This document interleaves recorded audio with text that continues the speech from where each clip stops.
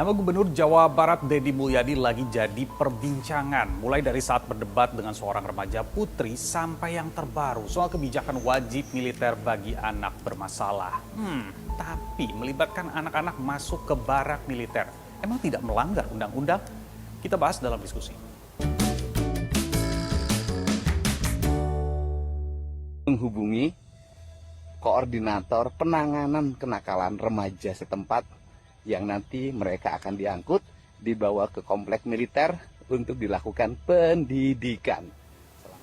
Aksi Gubernur Jawa Barat Deddy Mulyadi ini sedang ramai diperbincangkan, apalagi saat dia menyampaikan akan menerapkan wajib militer bagi anak bermasalah di Jawa Barat. Kan kita ini dari dulu ngomongin geng motor nggak selesai-selesai.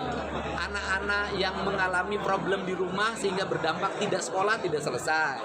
Hari ini kita akan merumuskan dengan para bupati wali kota. Nanti anak-anak yang orang tuanya sudah tidak sanggup lagi untuk mendidik, nanti akan kita wajib militerkan.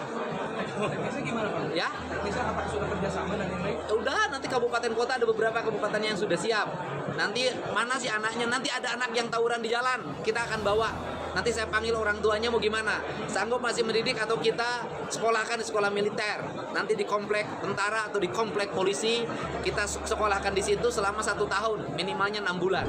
Wajib militer akan dimasukkan ke dalam kurikulum di tingkat SMA dan SMK mulai tahun ajaran 2025-2026. Gak usah jauh-jauh masuk ke manfaatnya buat anak. Ada yang langsung berpandangan, kebijakan Deddy Mulyadi ini tidak sesuai undang-undang. Ada undang-undangnya, undang-undang sistem peradilan pidana anak. Dan bagaimana cara menangani anak yang berhadapan dengan hukum, itu jelas tetap harus menghormati hak-hak anak ya. Harus didengar, harus didampingi, harus dianggap tidak bersalah, harus tidak ada publikasi dari media gitu.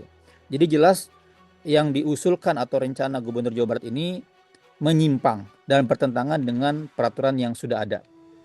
Gitu. Dan juga ini menyimpang dari pengaturan Undang-Undang TNI. Undang-Undang TNI itu mengatur larangan kepada TNI melakukan tindakan-tindakan di luar yang ada di undang-undang. Ya.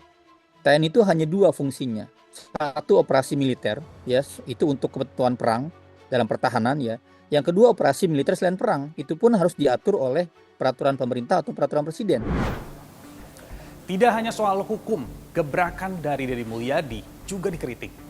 Nah, kebijakannya yang baru misalnya soal disiplin militerisme ke pendidikan gitu.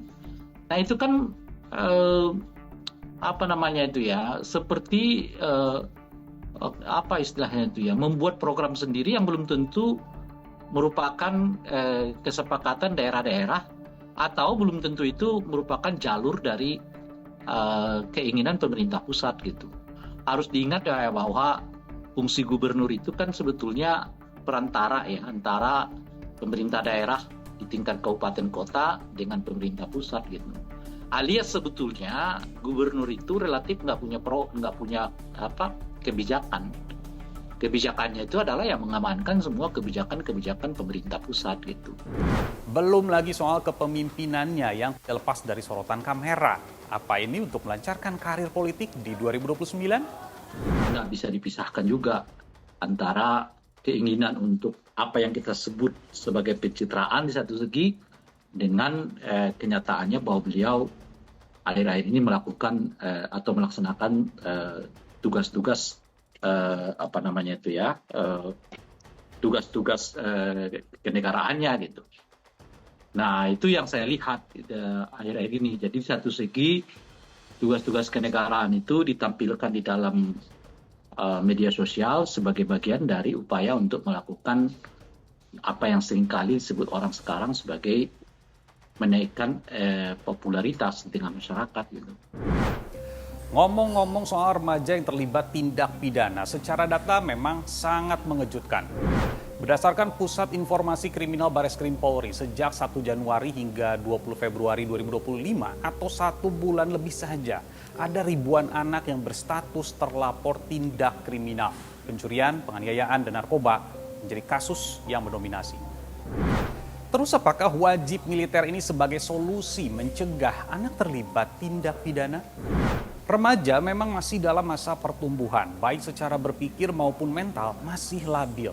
Dan betul, bukan hanya peran orang tua saja, tapi semua pihak agar bisa membentuk generasi yang baik. Saya Nabila Biasa, sampai jumpa.